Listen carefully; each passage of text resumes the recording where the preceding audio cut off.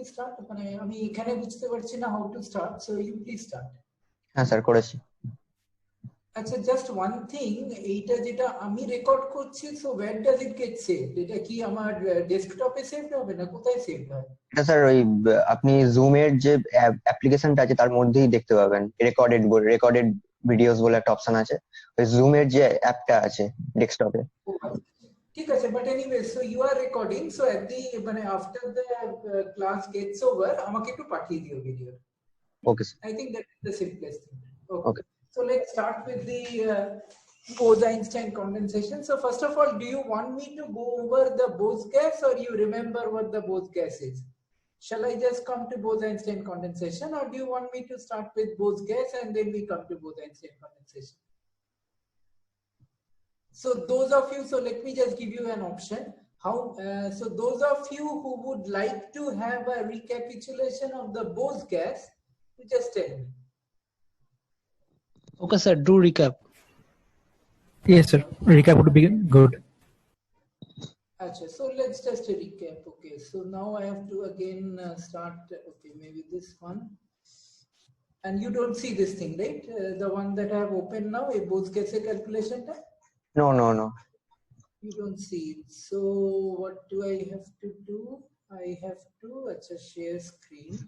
Okay. Oh, I see. I got it.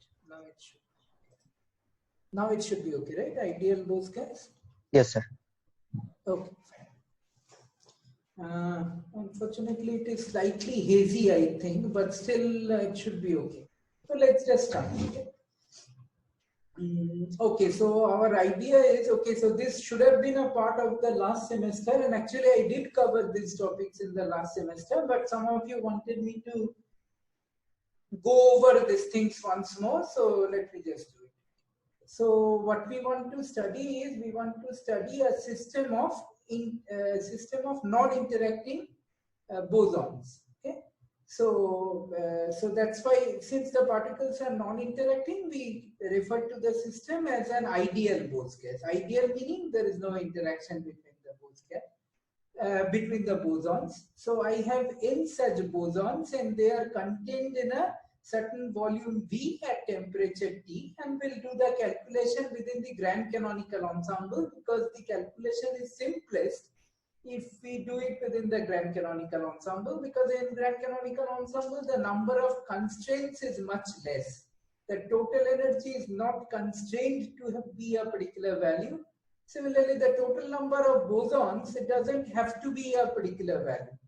Okay, so what we will do is that there will be two tuning parameters, temperature and the fugacity, and we will tune the fugacity to match the number of bosons to the actual number given to me, and I'll match the average energy with the actual energy given to me with the help of the parameter temperature T. Okay?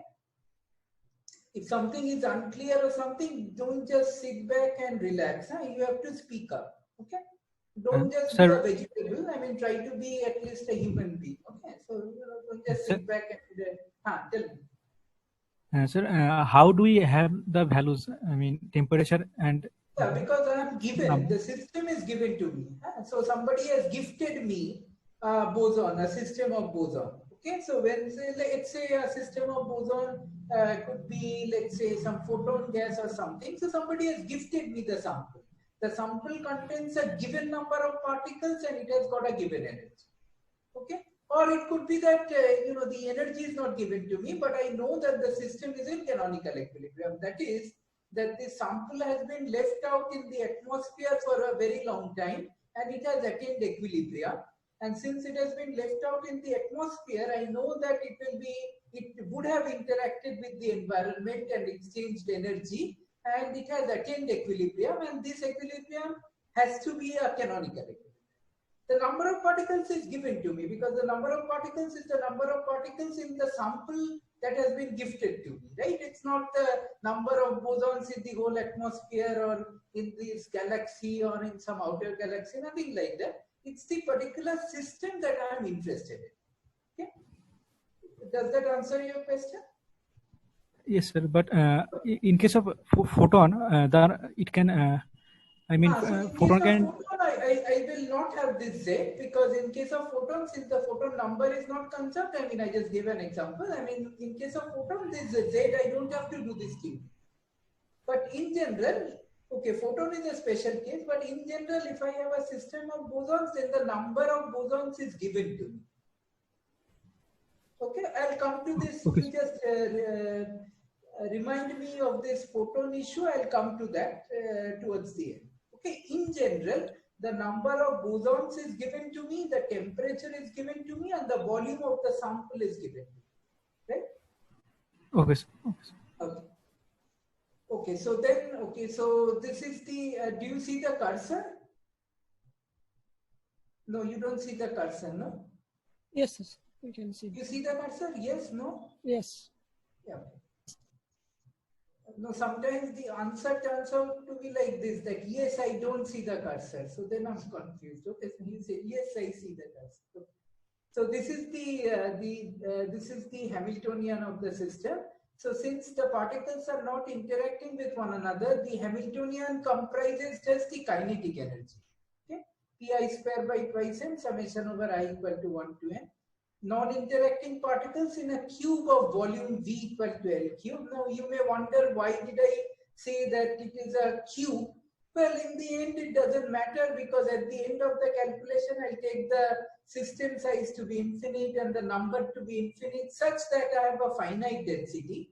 And when you make the system size infinite, then the actual shape of the sample doesn't really matter. I mean, the sample may be the gift that you have been gifted with. That's maybe a system of bosons in the shape of a chalk. Somebody has given you a chalk, but while doing the calculation, you may happily take a cube, because in the end, nothing will, the boundary effects will not matter. Okay, is that okay? If something is not okay or unclear, please speak up. Huh? Okay. Okay, sir. Yeah. Okay. Okay. Okay. One thing, so during the Viva, so I asked this question to several of you: define internal energy for the system. So I don't know, from some books or maybe some wise men, you have come up with this very complicated definition. Internal energy is all sorts of energy, vibrational, rotational, blah blah blah. You don't have to do anything. Internal energy is just the average of the energy. You are given a Hamiltonian, and that Hamiltonian contains everything. Okay, you don't have to say all this thing. You just say that, okay, the energy is equal to the Hamiltonian in this particular setting. Okay, somebody raised this issue that, well, is the Hamiltonian always equal to the energy? Well, in the present case, yes, because the Hamiltonian in equilibrium statistical mechanics, if you remember the first class on microcanonical ensemble, I told you that the Hamiltonian that we are going to consider in equilibrium statistical mechanics is a Hamiltonian that does not contain any explicit time dependence. Okay? That's the realm of equilibrium statistical mechanics.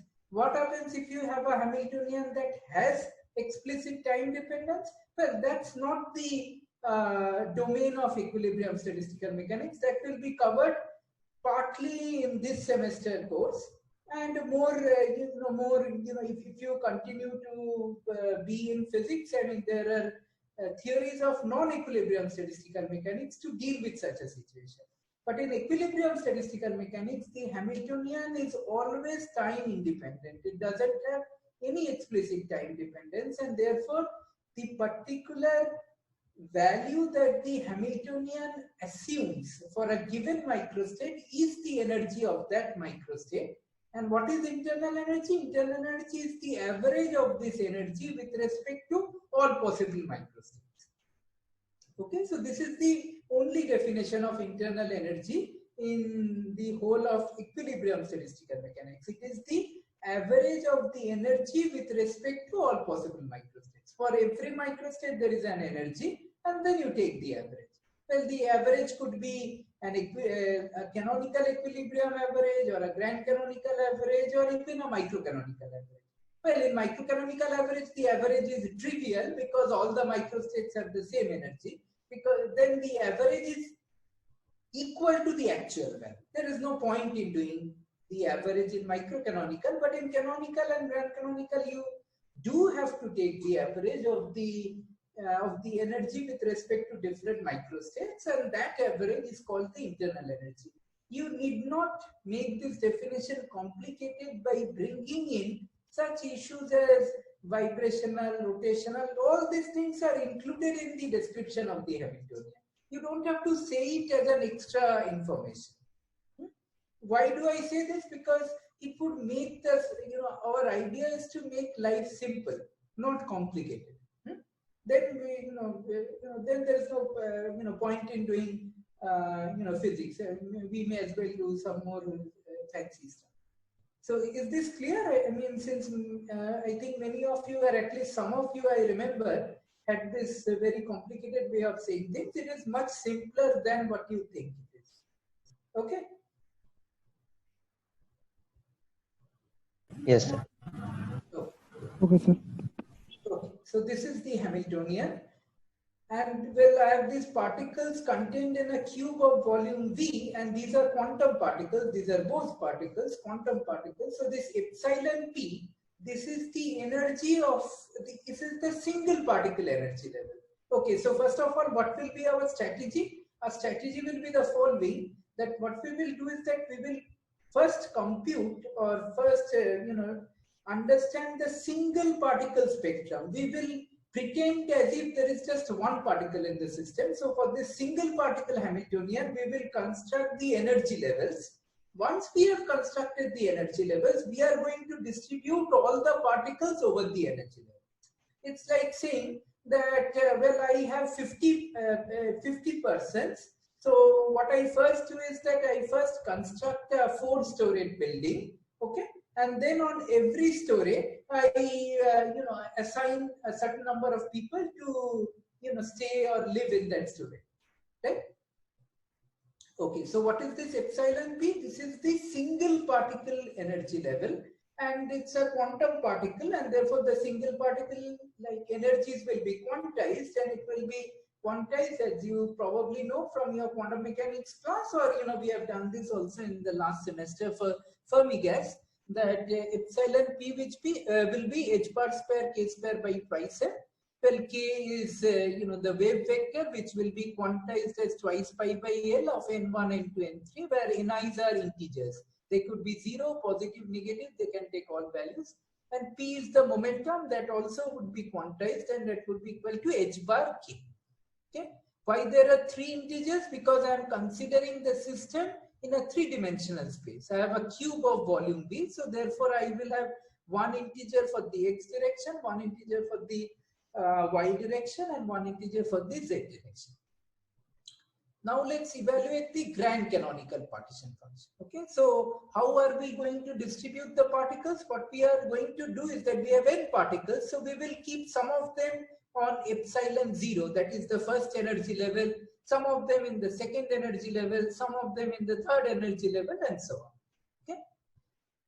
Okay, so what will be a microstate of the system? In order to specify a microstate of the system, this is a question that I had given to you in the exam, and very few of you have done it correctly. Like, I gave you, in the question, I gave you the system, and I told you what's the microstate, and some of you have given me the general definition of a microstate. So that is not, you see, if I tell you what the system is and then ask you what is the microstate of that system, obviously you are expected to tell me the microstate of that system and not the microstate of general definition. So I don't know why it was so difficult, but some of you have gone on to describe what a microstate is, what a macrostate is. I didn't want it, but some of you did get it right. For example, for this particular system, what's a microstate? For a microstate specification, what I need to tell you is how many particles are there in the first energy level, how many particles are there in the second energy level, and so on. So the microstate will be specified by telling you n sub p. n sub p, this quantity n sub p tells you how many particles, how many bosons are there in the energy level with energy epsilon p. That's a microstate of the system. What's the macro state of the system? Well, since we are doing grand canonical ensemble, the macro state would be specified by telling you the values of the fugacity, the volume of the system, and the temperature of the system. So let's evaluate the grand canonical partition function, and we have the familiar formula, namely the grand canonical partition function is this QNVT is the canonical partition function. I need to multiply by z to the n, where z is the fugacity, and then I need to sum over n from 0 to infinity. Please do remember, some of you also got this thing incorrect in the paper. I think none of you got it right regarding, maybe one of you got it right. See, this z, it is a free parameter. You have to fix its value. Okay, you have to fix its value by requiring that the average number of particles is equal to the actual number. So this z is as such a free parameter. It could have any values, but then as soon as you impose this condition that the average number of particles has to be equal to the given actual number of particles, the value of z gets fixed. Anyway, so okay, so in the next step, what I have done is that I have just written out the canonical partition function. So e to the minus beta of the total energy, E, that's the definition. And what is E? E will be, okay, on the first energy, on the pth energy level, I have NP particles. So the contribution coming from the pth energy level will be epsilon p NP, and then I sum over p. That's the total energy of the system, e to the minus beta. Okay, and beta is 1 over kBT, where T is the temperature. But then I have to remember that QNVT is the canonical partition function, and therefore, in evaluating just this part, this canonical partition function, I need to sum over all possible values of NP with the restriction that summation over NP has to be equal to N. N is the, N is the total number of particles in the canonical partition function. And then I multiply by Zn, and finally I sum over it. And NP is what? NP is the number of particles in the pth energy level, P equal to 0, all the single particle energy levels. So NP can have values 0, 1, 2, 3, 4, 5, 7, 8, whatever. Okay. Since these are bosons, so on a particular energy level, you can dump in as many bosons as you want. Okay, so the next step is, what I do is that since I have a summation in the exponent of an exponential, so what I do is that in the next step, I just write it out as a product. Yeah, summation, this is simple. Summation over, product over P, and then this Z to the N, what I did is that since, see, N is equal to summation over NP because of this equality, then I write this as Z to the power summation NP, and then I just put it here. Okay, so if you just evaluate the product, you see that you get Z to the power n1, Z to the power n2, Z to the power n3. You just take the product, you get Z to the power summation over NP, which is exactly what you have. Okay, this is, oops. So it says that this meeting will end in 10 minutes. So I guess that there will be, I have to restart it, right? Yes, sir. Okay. Does this problem happen also with Abhijit and Bobby and Sarashanja? Yes. If it is paid account, then it will be infinite. No, but there is no paid version, right? I mean, they don't use the paid version, I guess. The university has a paid version of Zoom. No, but do they use the paid version? In previous semester, we used this paid version. Before second semester, we used this paid version. But this semester, no. No. The whole thing is kind of okay. Okay, so let's then try to evaluate this sum. Okay, so let us say we will do this summation for the general case, but just to have an idea, let's first say that P can have only 3 possible values. Okay, So then what will be this sum? Summation will be n equal to 0 to infinity, then summation over n1, n2, n3, and then the sum, this summation np equal to n will be n1 plus n2 plus n3n, and then I just write out this product. Okay, this. Okay. Now what I do is that let's just like evaluate this term. So what I do is that first, so this n goes from 0 to infinity. So let's say when capital N is 0. When capital N is 0, then the only solution to this equation is n1 equal to 0, n2 equal to 0, n3 equal to 0. Because remember, n1, n2, n3, they are the number of particles occupying the first energy level, second energy level, and third. They cannot be negative. They can be either 0 or positive. So when capital N is 0, you have sum of three positive quantities equaling 0. The only solution is n1 equal to 0, n2 equal to 0, n3 equal to 0. So you put n1 0, n2 0, n3 0, you get 1. Okay, 1. Then capital N is equal to 1. When capital N is equal to 1, then this has several solutions. For example, it could be that n1 is 1 and n2, n3 are both 0, or n2 is 1 and n1, n3 are 0, or n3 is 1 and n1, n2 are 0. So if n1 is 1 and n2, n3 0, so n1 is 1, so you get z e to the minus beta epsilon 1.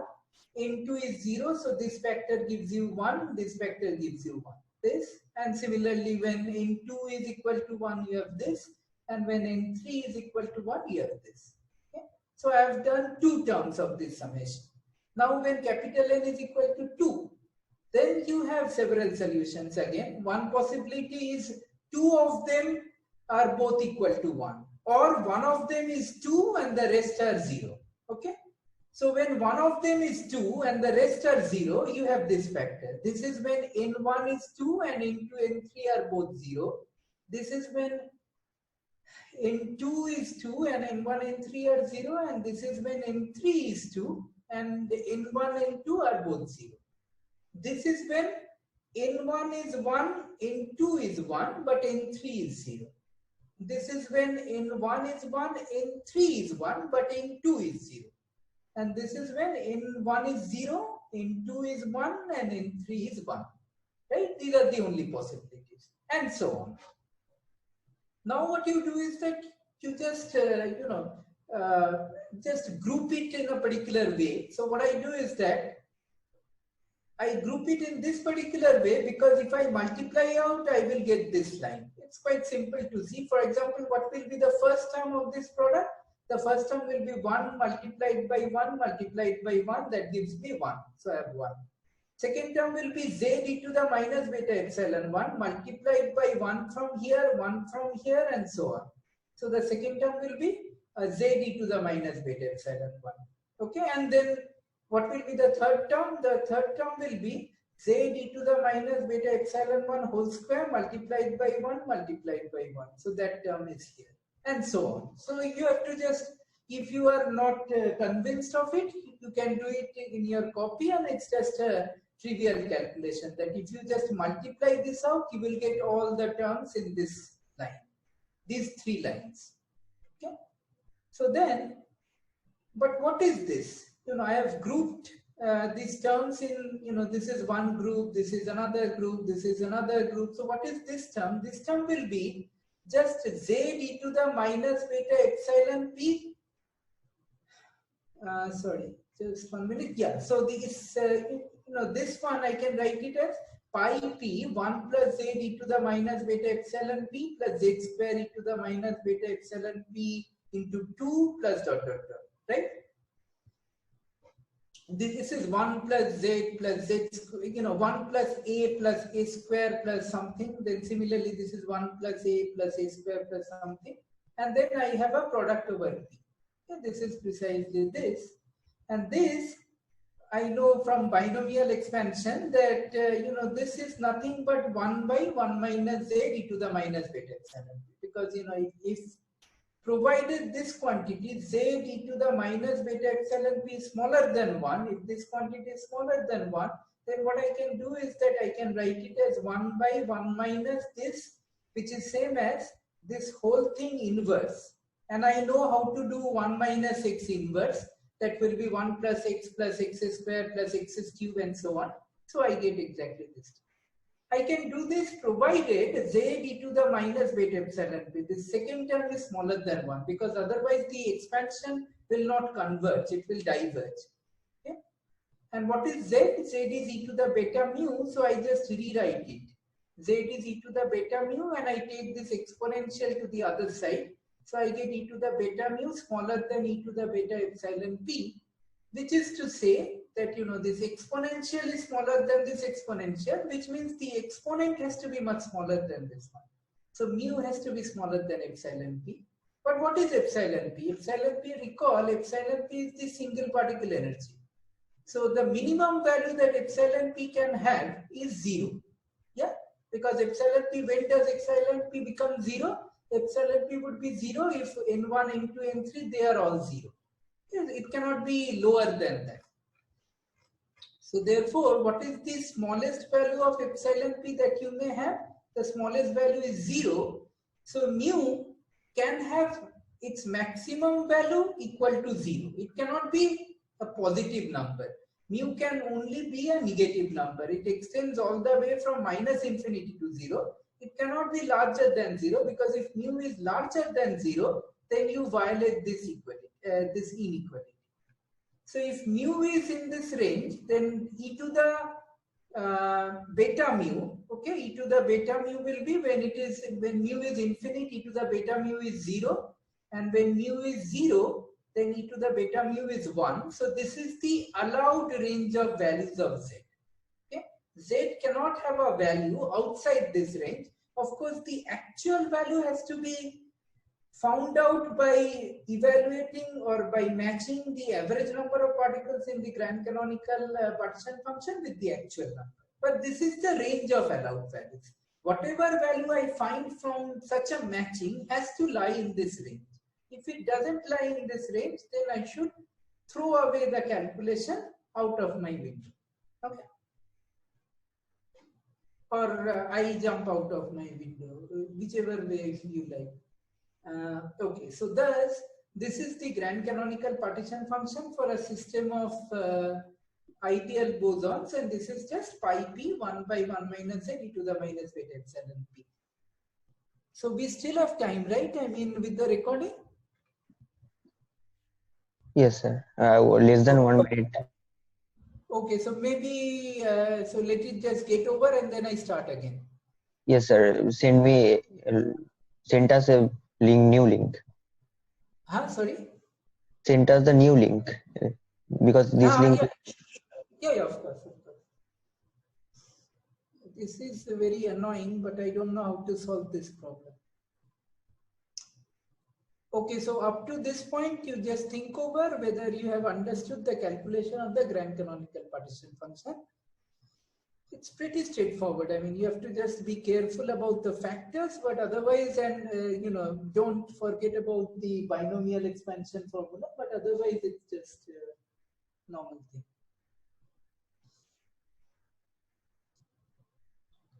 Okay, you said 1 minute, it's taking longer.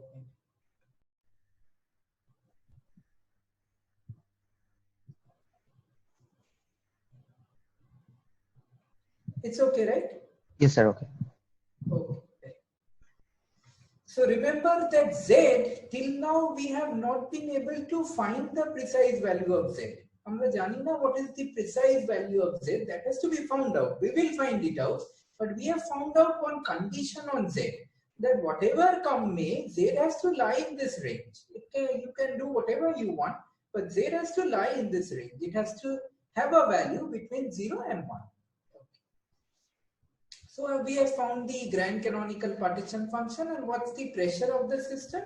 The pressure of the system is, we know what it is. So PV by KT, we know this is the general formula. You have to take the log of this. So this is the pressure of the system. So somebody was asking me, or I was talking to someone. So what does pressure mean? Pressure means the very,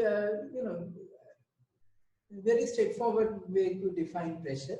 Suppose we have a collection of particles. Okay, so this collection of particles, if you keep them in a certain volume, then what will be the pressure? The pressure is basically, so if you try to press it from outside, if you try to compress it, it would try to resist, right? Suppose you have a chalk, if you try to compress it, if you try to press it hard, if you try to push it in, it would not allow it to do so. It would not allow itself to be undergoing such a change. So the resistance that it gives to whatever force you apply from outside, that's basically pressure. Pressure is force per unit area. But if you have a collection of something and then it occupies a certain volume and you try to press it inside, it doesn't allow it to do so. How much does it resist? কতটা resistance দিচ্ছে, how much does it resist is basically the pressure. But pressure is force per unit area. It is the resistance per unit area. This is not the resistance in the sense of Ohm's law. This is just like resistance in the spirit of an English word. Like it's like how much it doesn't allow itself to be changed or to be modified. Okay. So this is the expression for pressure. Now comes the big thing that could allow us to fix the value of Z. What is the average number of bosons in the system? Why do I have to worry about the average number? Because we are working in the grand canonical ensemble, and in the grand canonical ensemble, the total number of bosons is not a constant. It's a fluctuating number because the system is continuously exchanging bosons with the outside atmosphere. So the total number of bosons is not a constant number. But then the sample that has been given to me has got a fixed number of bosons. Okay. But first, what we will do is that we will compute the average number of bosons in the grand canonical ensemble, and then we would equate it to the actual number of bosons given to me. So what is the average number of bosons in the system? So that's pretty simple because we know how to get it in terms of the grand canonical partition function. Just one minute.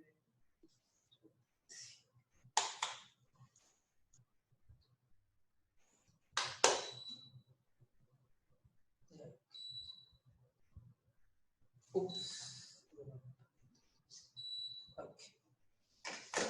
So this is the average number of bosons in the system. So Z delta Z of log of Z, general formula. I just plug in the expression for the partition function here, and then I do some simple arithmetic, del del Z of this, and I get this is the average number. Okay. Similarly, what is the average energy of the system? It's given by, well, the average energy, I don't have to like even do any calculation. The average energy will be, so what is NP average, epsilon P average? So this is the contribution coming from the pth energy level. So this is the like average energy of all particles occupying the pth energy level. NP average is the average number of bosons in the level with momentum P. That's the pth energy level. I multiply it by epsilon P and I sum over P. That's the average energy of the system. And what is NP average? NP average is the average number of bosons in the level with momentum P. So how do I calculate this NP average? Well, the way I calculate this NP average is, it's the usual calculation that in computing NP average, okay, this is the partition function. So this is the normalization, and then I summation over n0 to infinity Z to the n. E to the minus beta epsilon P, that's the probability factor, the weight factor. I multiply by NP, that's the quantity which I want to average over. But then I sum over all NP such that NP is equal to N, right? This formula is correct. I mean, this, of course it is correct, but this formula, do you understand it? This is how you compute average, right? X average is what? XPX integral dx, right? It's like this. So the probability is summation over n0 to infinity Z to the n e to the minus beta epsilon P. That's the probability factor. This kind. 1 by Z and then this and this and this and this. That's a probability factor. I multiply by NP and I sum over NP. I have to just remember this constant that, in this part, this is the part coming from the canonical partition function. There the total number of particles is constant. It's given to be equal to n, but then finally I have to sum over all possible values of n from 0 to infinity. Is this okay? হ্যালো sir, Diganta আর সৌভিক একটু add করে নিন। Oh, okay. So add করবো, আচ্ছা ঠিক আছে, admit. Okay.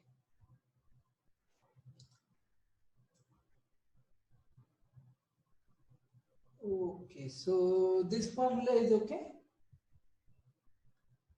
Yes, sir. This is how you compute average, right? But then this, you can write it as, you can check that it's nothing but the del beta epsilon p of log of this with a minus sign. Why? Because if you take the derivative of log, you get 1 over z, that's there. And then I have to take the derivative of this z with respect to beta epsilon p. So if you look at the definition of z, what is the definition of z? Yeah, this is the definition of z. So if you take the derivative with respect to minus beta epsilon p, you pull out a factor np, and then this exponential factor will remain. So you get exactly the this term. It's just a simple derivative. And well, log z, we already found out what it is. Log z is okay, log z is you take log and then log of pi p 1 by 1 minus z. But then log of pi p is summation over p log of 1 by 1 minus z, and log 1 is 0. So you get just minus log of this summation over p. So that's what I've written here. There is a minus sign coming from log z. That minus and this minus makes it a plus. And then you get del beta epsilon p of this. And now I take the derivative. If I take the derivative, then because of this log, I pull out a factor here. And then I have to take the derivative of this bracket with respect to beta epsilon p. I get minus z into the minus beta epsilon p and minus 1, which is this. So this gives me the average number of bosons in the pth energy level, in the energy level with momentum p. Okay. And then you can trivially check that this n average that we have computed, summation over p this, but this quantity we just found out to be equal to np average. So we just get this trivial equality that the average number of particles is the average number of particles in the pth energy level sum over p, as expected. Okay? Is this okay? Yes, sir. Yes, sir. Okay. And what is the average energy? Well, we know what is the average energy. It's the average number of particles in the pth energy level times the energy of the pth energy level sum over p. But np average we found out here, so we just plug that in, we get this equation. This is the average energy of the system. Now what we want to do is we have to take the thermodynamic limit. Why do I have to? We have explained it many times. Why do I need to take the thermodynamic limit? Because one reason is that we are doing the calculation up till now for a cube. The sample I have taken to be in the shape of a cube. But the sample that has been gifted, that I have been gifted with, the sample of boson, that doesn't have to be cube. That could be some arbitrary shape, maybe rhombus, or maybe just some arbitrary random shape. So how do I match the calculation that I've done here with the sample, the calculation, the actual properties of that sample? What I have to do is that I have to take the boundaries to be very far. And if I take the boundaries to be very far, then a cube and a rhombus and a sphere, they are all the same. Inside a sphere and a cube and a rhombus, everything is the same. It is only the boundary that makes the difference, right? So I have to take the thermodynamic limit, which is to say that I take the limit of a very, very large volume. n average, the average number going to infinity, such that this by this is equal to n. This is the particle density. Well, actually, I should not have written n average. I should have written the actual number of particles in the sample. Okay? But it's the same, because ultimately we are going to match the two together. We are going to match this average number to the actual number to fix the value of z. And why do I have to keep this ratio fixed and finite? Because if I don't keep this ratio is the particle density. So if I don't take these two limits simultaneously, then either I have zero density or I have infinite density, right? I mean, I will have zero density if I just keep on increasing the volume size but don't increase the particle number. Then the particle density will be zero, because the volume is very, very large. It's like in the whole universe there is just one boson, so the density is zero.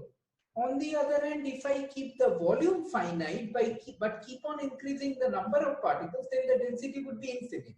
In one room, like infinite number of particles have been dumped in. So of course the density will be infinite. So I don't want to do that. So what I do is that I take the this limit to be infinite and this limit to be infinite, while keeping the ratio fixed and finite. And what is this n? This n is the actual density of the sample that has been given to me, right? Because the sample that has been given to me, it has got a finite density, and that density doesn't come from statistical mechanics. That density comes from density measurement, whichever way you measure the density. For example, if you are given a sample of, let's say, steel or iron, okay, these are not bosonic system, but I'm just giving you examples of system. For example, if you are given helium gas, or let's say you are given a piece of steel, of course the two have different densities, and statistical mechanics cannot predict for you the density. The density has to be given to you. It's part of the specification of the macro state of the system. Okay. So then when I go to the thermodynamic limit, then the first thing that happens is that all this, there is an L factor here. So if the volume goes to infinity, then the L factor that also approaches infinity. So what happens is that the different discrete k values, they come infinitesimally close to each other. Okay. And what is delta k? Delta k is the gap. Okay. That is just twice pi by L, because n1 changes in steps of 1. So therefore delta k is just twice pi L of 1, 1, 1. Now what I want to do is I want to replace the summation over p by an integral. Why I want to do it? Because I know that as L goes to infinity, the different p values, p and k, they are uniquely related. P is just h bar k. So when L goes to infinity, the different p values, they come very, very close to each other. In fact, infinitesimally close to each other. As close as you can imagine, or as close that you cannot even imagine how close they are. As close as you can imagine, or as you cannot even imagine. Very, very close. So what I do is that I take summation over p. Well, summation over p, that means I have to sum over all values of p, which is same as saying that I sum over all values of n1, n2, n3, right? Because p, summing over p is same as summing over n1, n2, n3, because p is just h bar k, and k is twice pi by L of n1, n2. And here I just put in three factors: delta n1, delta n2, delta n3. I can always do it because delta n1 by definition is equal to 1, delta n2 is equal to 1, and delta n3 is equal to 1. That's what I had written here. This is delta n1, this is delta n2, this is delta n3. But now what I do is I do a change of variable. What is delta n1? Delta n1 will be L by twice pi times delta k1. That is the k vector in the x direction. Similarly, delta n2, which is 1, which is nothing but L by twice pi of delta k2, and so on. So I get L by twice pi whole cube summation over k1, k2, k3 of this. Here, of course, this 1, 2, 3, they stand for the 3 space directions. And the thermodynamic limit, well, this L cube becomes V, that's the volume of the cube, V by twice pi cube, and delta K1, delta K2, delta K3, they just come infinitesimally close to each other. So I write it as dkx, dky, dkz. Well, here, if it is confusing for you, you may write this one as x, y, z, x, y, z, if it is confusing for you. But this 3 just means the 3 spatial direction, because your sample is living in a 3-dimensional space. If it is living in a 26-dimensional space, then you have to have 26 products, delta K1, delta K2, delta K3, all the way up to delta K26. Just 1 minute.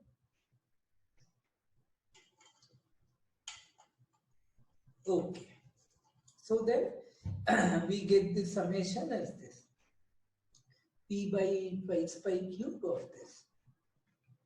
Now let us do this substitution in the formulas for the average number of particles, the average energy, and the what was the other one?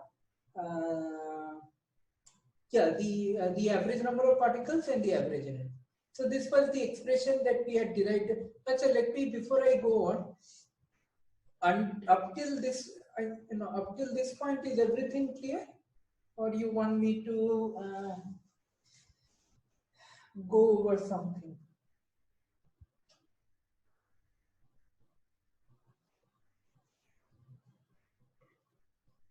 Okay, so silence means everything is clear, right? Yes, sir. And again silence. Okay. So should I go on? Yes, sir. Yes, sir. Okay, very good. So Shaptasha, you please take out this responsibility of representing others. Huh? So if, like others, if you feel that you want me to discuss something, you just send a message to Shaptasha by chat or whichever way, and then I'll repeat. Because it seems like you want fall silent. I mean, probably you have dozed off. I mean, probably you are sleeping or what. I mean, it's a good time to take a nap. I mean, 1:30 is more or less after lunch time, and then you go. Hopefully, you are still awake, right? I mean, a sizable fraction, a finite density of you are still awake, right? Yes, sir. Okay. Okay, so let's start with the expression for the average number of particles. So this is the expression that we had derived previously in terms of a discrete sum. And then in the thermodynamic limit, what I do is that I replace the summation over B by V by twice by cube and dkx, dky, dkz. And here then I do some cosmetic surgery. So what is the surgery that I do? What I do is that I just divide out the numerator and denominator by this factor. If I divide out by this factor, this gives me 1, this gives me 1, and this gives me 1 by z e to the plus beta epsilon p, but then epsilon p is h bar square k square by 8 by sem. Then I put h bar square k square by 8 by sem minus 1. Now comes the big deal. Okay, here there is z, everything is fine. But then there is one term that is being left out. What is that term? See, when I do this replacement, this summation by an integral, then I can do this replacement, there is no problem. But then I see that this z, it can have a value which is 1. And what is the lowest value that epsilon p may have? That is 0. So I see that there is one particular term which is when epsilon p is equal to 0. So what is the term when epsilon p is equal to 0? This is z by 1 minus z. Right? When epsilon p is equal to 0, this exponential is 1. This exponential is 1. So I have z by 1 minus z. And if z happens to be very close to 1, then this term is diverging. For that z by 1 minus z term, that term is diverging. So I have a summation, I have a sum of many terms. I can replace this sum by an integral provided the terms in the sum are finite. But if one of the terms is infinite, then I better kick it out. I take it out and write it as a separate term. This term is as such not a big, it is as such creating not a big problem. It will create a big problem if I happen to find out that the actual value of z is very close to 1. Then this term is really infinite. And this term cannot be fitted into an integral. Because if I fit this term into an integral, the integral itself will divert. So I better take it out. Right? Is this okay? That you have a sum of terms, a plus b plus c plus d plus e, etc. Provided a and b and c and d and e, they are finite, then I can in some limit replace it by an integral. But if it turns out that the term a, let's say, is infinite in some limit, then I better take it out. I cannot put it inside an integral. Because if I take this term inside the integral itself will divert trivially. Right? Is this point okay? Yes. Yes, sir. Okay.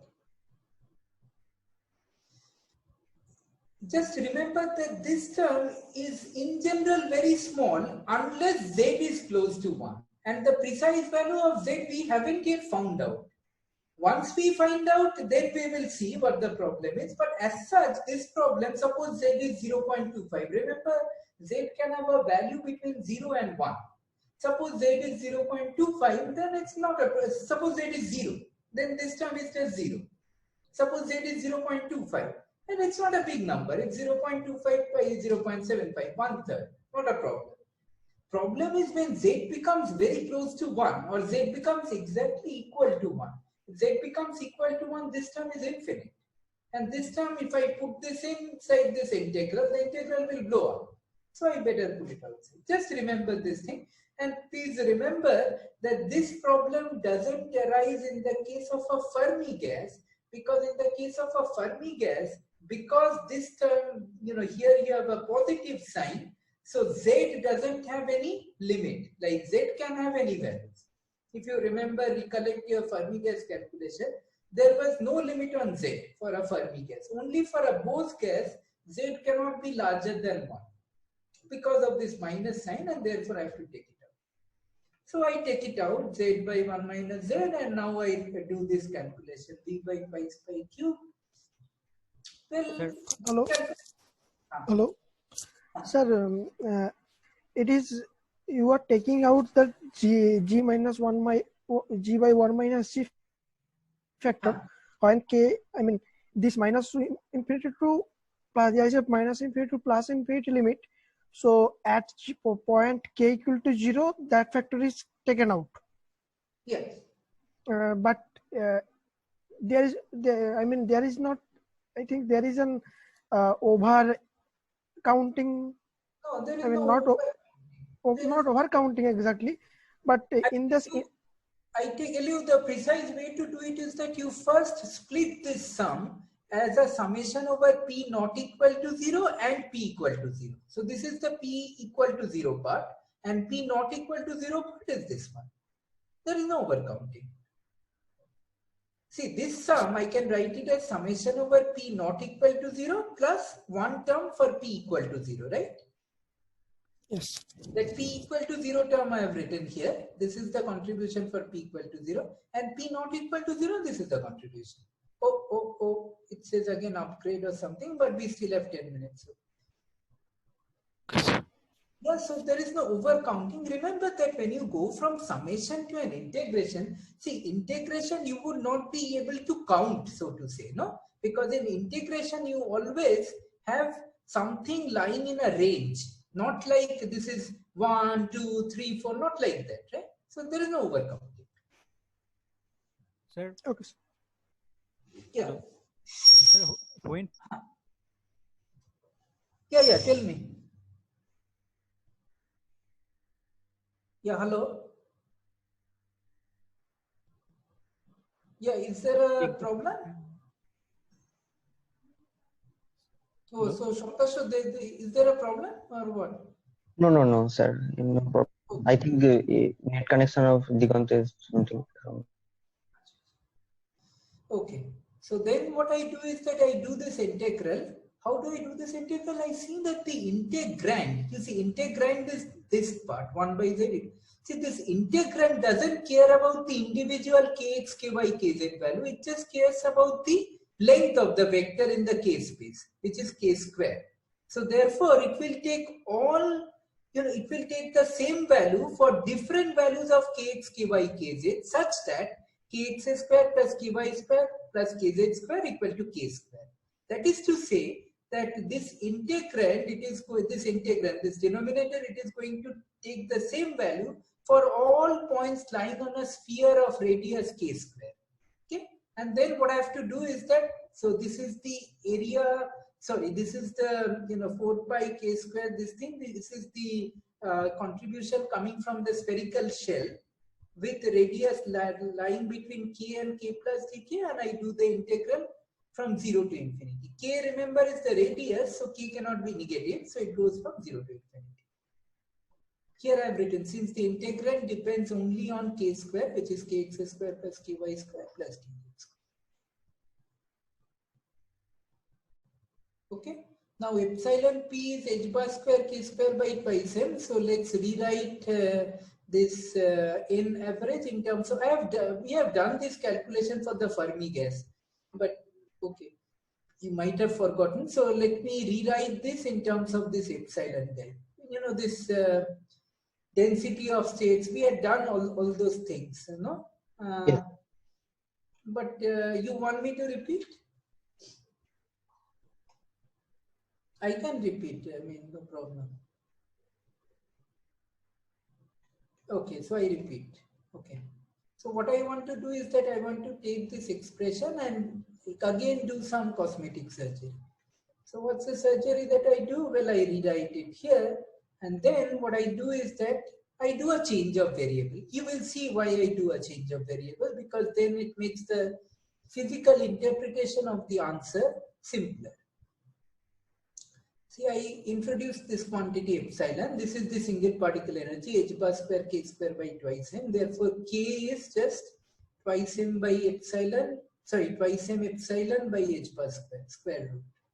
And d epsilon is, I'm almost doing like spoon feeding, so let me stop doing it.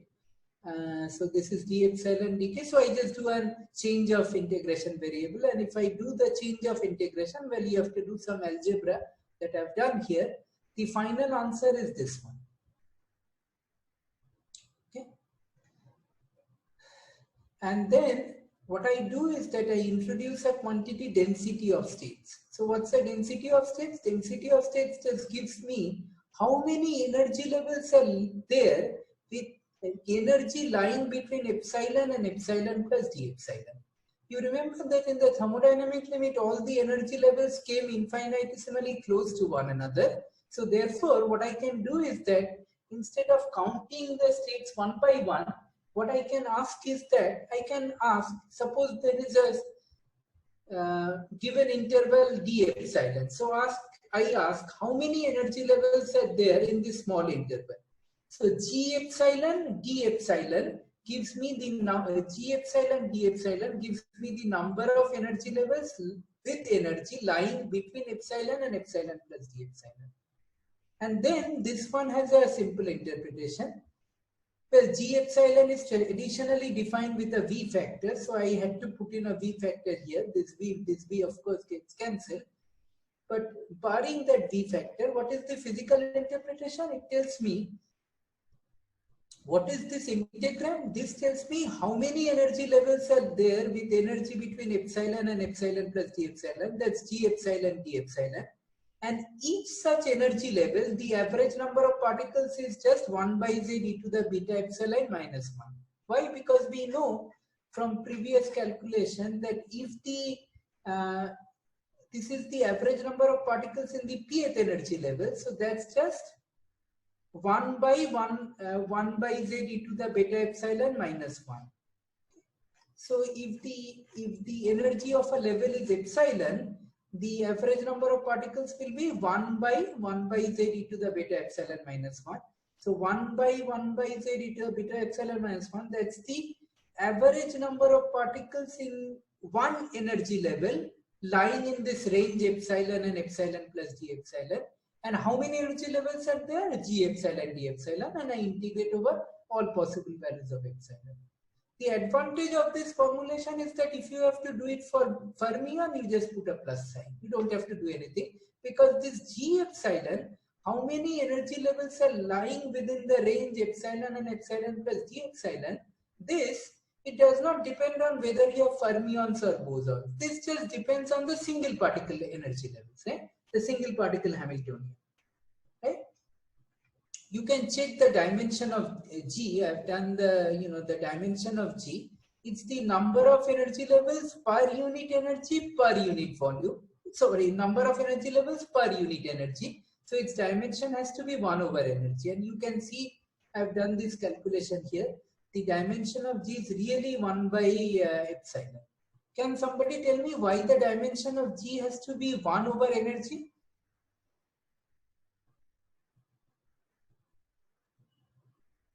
Why the dimension of G has to be 1 over energy? So I keep asking Shoptasho because he is the only one speaking up. So Shoptasho, can you tell me why the dimension of G has to be? It's the number of states per unit. I mean, not unit. It's the number of states in a specific energy gap. Per unit energy. No, per unit energy, right? Per unit energy. That's why you have to do. It's like density is number of particles per unit volume. Therefore, the dimension of density is 1 over volume.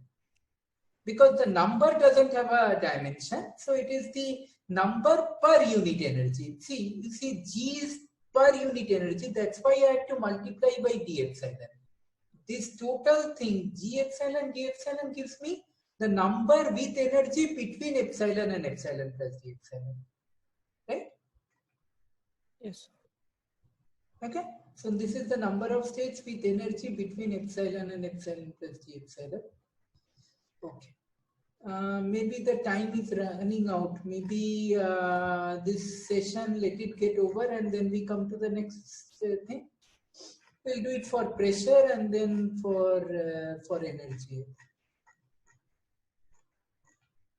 Or shall I just continue? Okay, so let me just continue. Okay, so this we have done the calculation for the number of particles. Then we have to do the calculation for P. Well, this is the answer for the discrete case. And now I do the same thing, that I replace this sum. First of all, I split this sum into a sum over P not equal to 0 and a P equal to 0 term. Because I see that here also there is a problem. When P is equal to 0, then this e to the minus beta epsilon P is 1. And so you have log of 1 minus z. And if z happens to be equal to 1 or close to 1, this log term will diverge. So I better take it out. I did take it out, but where did I take it out? Maybe I forgot to write it in the second line. I've written it in the third line. Here, so please add this term, minus log 1 minus z here. I forgot to write it here. Okay, so then I do the same trick, that for P not equal to 0, I write it as an integral, and for P equal to 0, I write it as minus log 1 minus z. And then I see that if the integrand is a function of k square, so I do the same trick, 4 pi k square tk, this. Then what I do is that I do a change of, sorry, the recording. Yes, sir. Okay, very good.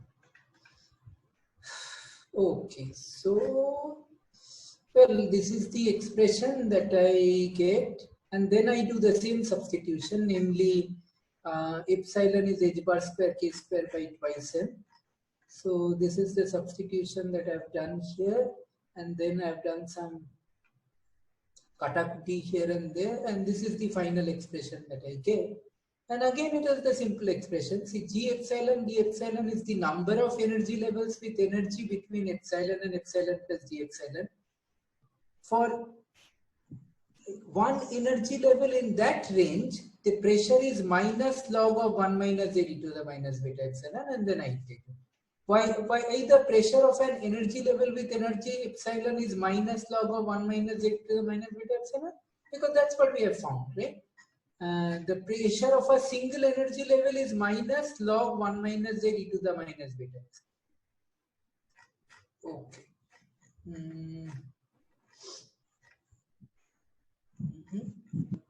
Okay, so this is the expression for. So we have gotten an expression for the average number of particles in the thermodynamic limit, the pressure in the thermodynamic limit. The only thing that remains is the average energy in the thermodynamic limit. Well, this is the discrete sum, and now I have to write it as an integral. But now that log problem, that divergence problem is not there. Why? Because you see, when the problem was coming for the lowest energy level. So for the lowest energy level, this factor will diverge, right? This one Z, but then it is multiplied by epsilon P. So the lowest energy level has epsilon P equal to 0. So this term is identically equal to 0 if P is equal to 0. So I don't have to take it out as a separate term. So I just replace this by an integral over P not equal to 0, write it as an I replace it as a sum over P not equal to 0, write it as an integral over Kx, Ky, Kz, then go to K square, then go to epsilon, and this is the final answer. The algebra is exactly the same. And here, you see again that interpretation comes into play. That G epsilon, D epsilon is the number of energy levels with energy between epsilon and epsilon plus D epsilon. And how many particles are there in that energy level? That is just 1 divided by 1 by Z e to the beta epsilon minus 1. That's the general formula. And I multiply by epsilon integral. Okay. So up till now, everything is fine? Yes, sir. Okay, so now we'll derive a identity between the pressure, volume, and the energy. That is somehow very well known in this study of Bose gas, so it's worth looking at it. Okay, so let's start with the expression for PV by KT. This is the expression that we have found out. Now what I do is that I take the first term and I do an integration by parts. So when I do the integration by parts, I take this log term to be the first term. So this is the first term, and then I integrate the second term. So this is first function integral of the second. Minus term, the minus sign carries over, and then this becomes plus. The integral of differential of first. So I have to take the differential of this guy with respect to epsilon. So I get 1 by Z e to the minus beta epsilon, and now I have to take the differentiate this with respect to epsilon. I get minus Z e to the minus beta epsilon plus minus beta. Okay, so that's the this is the differential of the first times the integral of the second, and that log term just remains. That log term is here. Okay, so this is integration by parts. Now let us look at this term. See, we have to evaluate it at the two limits, epsilon 0 and epsilon infinity. So when epsilon is equal to infinity, then what would be this guy e to the minus beta epsilon? This one would be 0, because when epsilon is infinity, e to the minus infinity is 0. So I have log of 1 that evaluates to 0. So this term will evaluate to 0 at epsilon equal to infinity at the upper limit. What happens when epsilon is equal to 0? When epsilon is equal to 0, remember what G epsilon is. G epsilon is, let's go back, G epsilon is something, some garbage here times epsilon to the half. Okay. So therefore, when I integrate d epsilon, G epsilon, I get epsilon to the 3 by 2.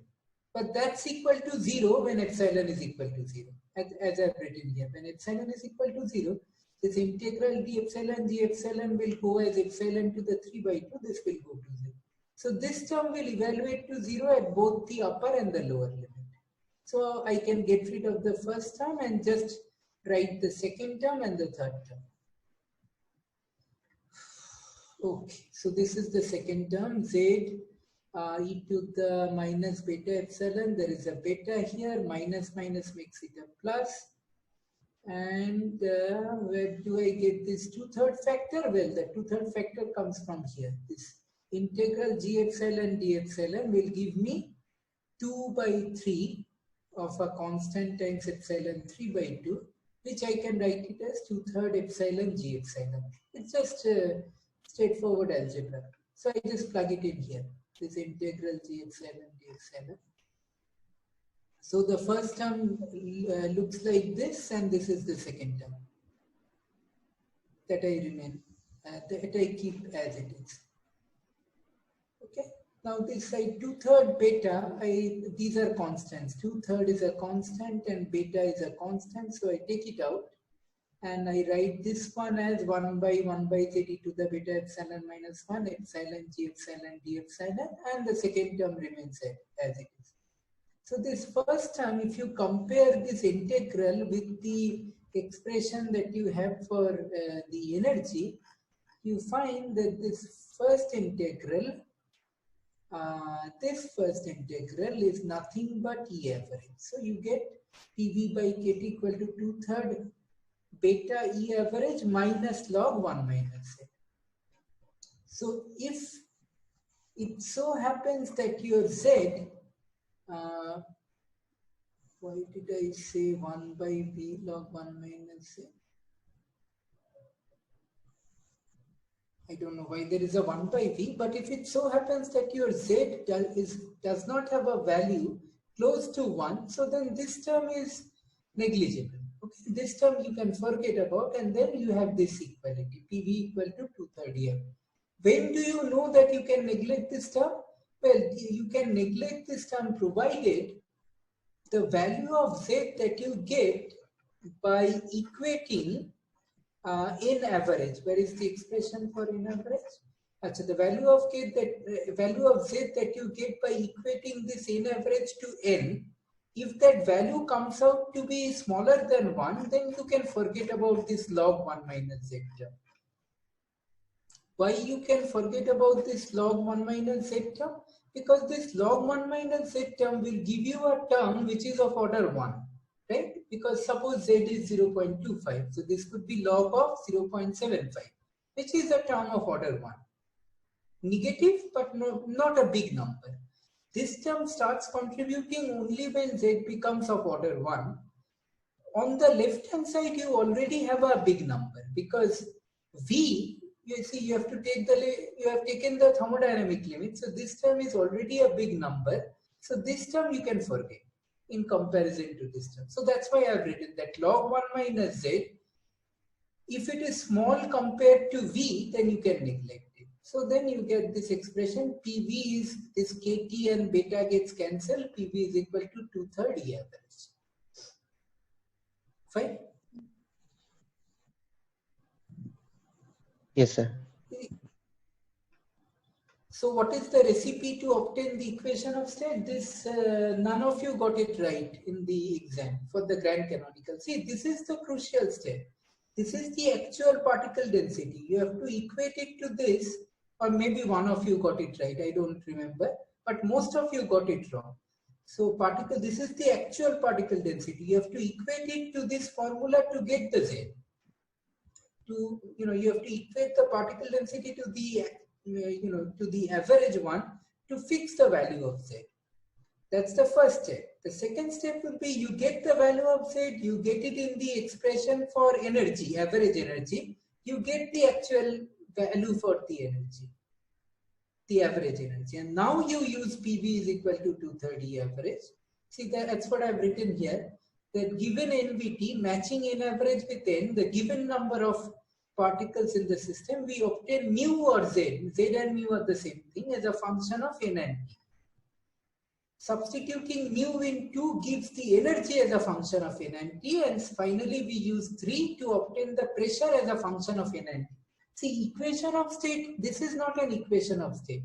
PV is equal to 2/3. This is not an equation of state. This is not an equation of state. An equation of state is a relationship between pressure, volume, number, and temperature. So you have to eliminate. You have to eliminate this E in terms of N. So what I do is I do it in 2 steps. I first express, I first get the z, and z will come out as a function of n. Then I use that value of z in here. I will get E as a function of n, and now I put it here, and then I get PV as a function of n. Okay, that's what I have written here. A high temperature quantum gas is almost classical. This calculation we have done, so that you may forget about it for the moment. So tell me if there is any issue up to now.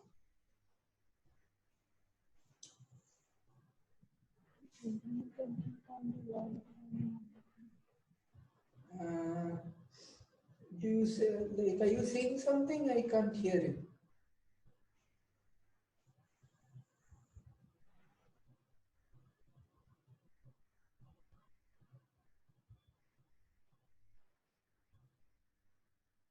Like, is everything okay?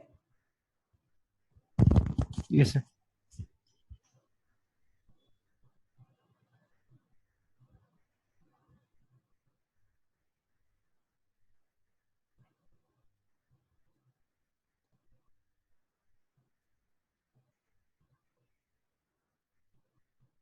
Okay. So just 1 minute.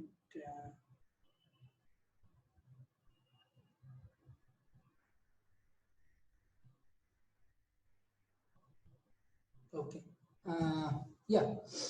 So now one of you had a question for the photon gas. See, I did not do this Planck's radiation formula. I want you to read it, and if you have a problem, you can tell me. See, this Planck's radiation, what happens is that the number of particles is not constant. The number of photons in the system is not constant. Because what you are trying to do is the following. What you are trying to do is that you have this black body radiation, and you want to model it as a system of oscillators, a system of quantum harmonic oscillators. Okay. Now then what you have is, for every quantum harmonic oscillator, these energy levels are given to you. The single particle energy levels are given to you. So what you do is that you do a change of language. Instead of talking about the energy levels of the individual oscillators, you say, I am given the energy level of a single oscillator, and then what I do is that if I see that first oscillator has its like energy equal to 5/2 h cut omega, I say that I have, like, as if I have two photons. I have the photons occupying photons for that particular oscillator occupying the second energy level. Okay, so this is a change of language. Either you talk in terms of energy levels, or you talk in terms of photons or phonons. You know, phonon you will come across when you do solid, but for this one there are photons. And of course, the total number of photons is not a constant, because as you know, photons can be created and destroyed. And unlike the case here, typically it is not the case that, you know, the number of particles is usually constant. It is given to you. The number of electrons in a system, electrons cannot be created or destroyed at will. Okay, if you want to destroy an electron, you cannot do it. But photons can be created or destroyed at will, because photon is like an imaginary entity. You are just saying that you are given a quantum harmonic oscillator, the energy is 5/2 h bar omega. You are saying no, it's not energy level which is given to me. It is as if a particle is given to me. If the particle lives in the if the lowest energy of the particle is h bar omega by 2, and then if it lives in the second energy level, then the energy is 3/2 h bar omega, or I say that I have this is a change of description from the energy level to the language of photons.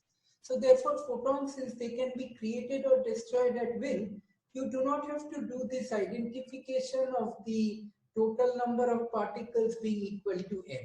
So then what you can do is that you can forget about this z. What was the role of z? The value, the role of z was to make the average number of particles equal to the given number. But that role is no longer there. You don't have such a constraint. You know, z, if you look at the derivation in Patria, you will see that it is like a Lagrange multiplier. You have a constraint. that the total number of particles has to be equal to the given number. The average number of particles has to be equal to the given number. But if you have no such constraint, you better forget about Z right from the beginning. You just don't worry about Z at all. You do all the calculation without the Z. Okay? And then you have the normal like Planck's radiation formula and so on. Is this clear? Yes. Okay, so like any other question? Sir, photon, the number of photon is not constant. Can we, vary the number of photon as the energy constant is required, can we vary the number of photons? No, I didn't get it. No, the number is not constant. Okay, but that doesn't have anything to do with, see this, so this energy,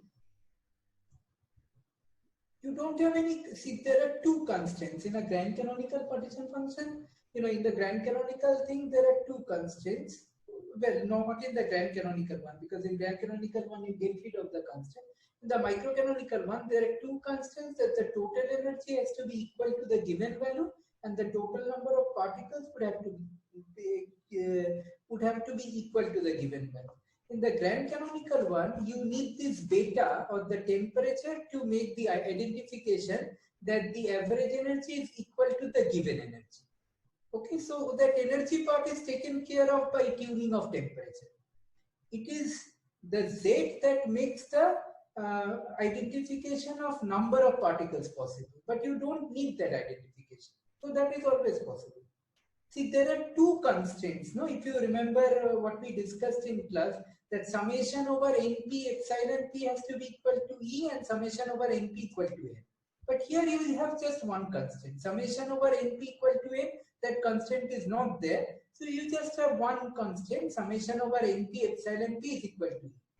And definitely you can satisfy this by letting NP vary in whichever manner you like, such that summation over NP epsilon P is equal to.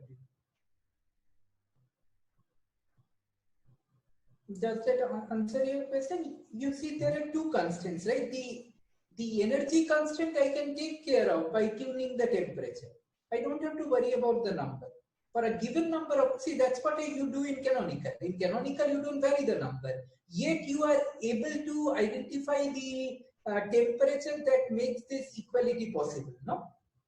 In canonical one, the number of particles you don't vary. You tune your temperature such that the average energy becomes equal to the actual energy. So the same situation is happening here. Yes, sir.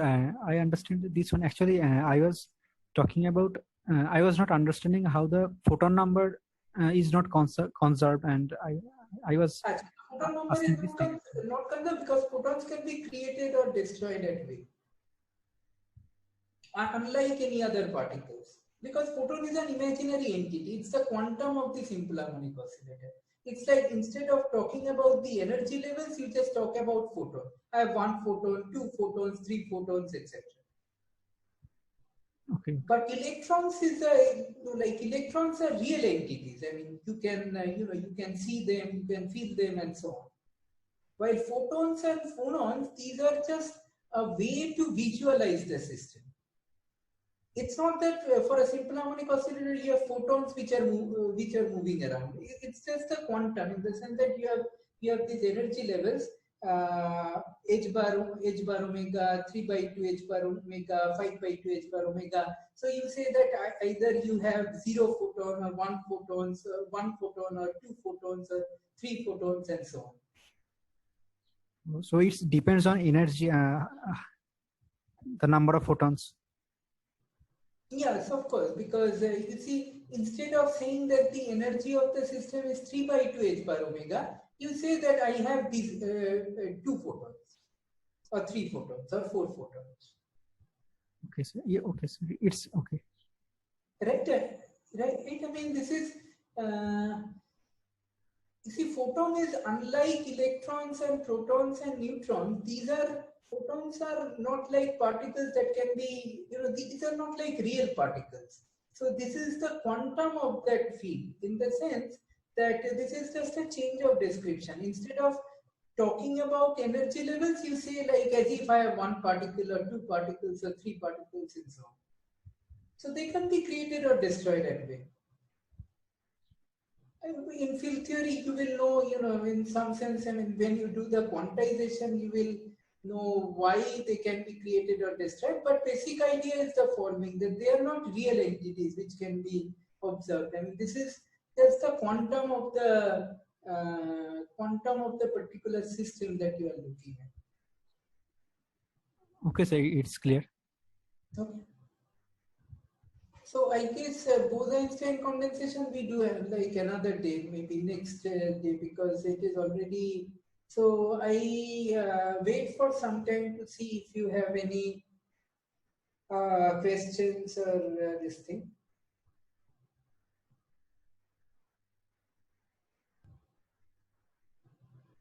Oops.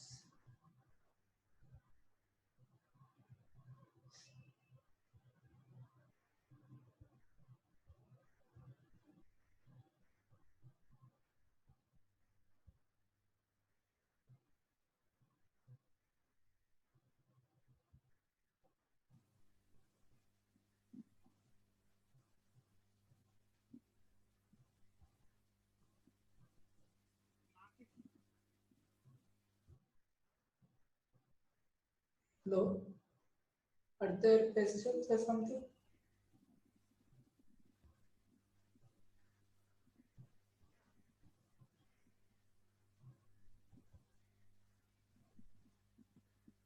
If not, then let's continue again next Friday with so Tuesday. Sorry, Wednesday.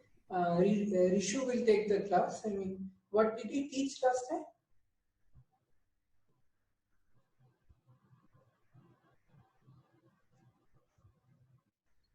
Sir, Hello? it was just a review class. Sorry? It was just a review class. Okay.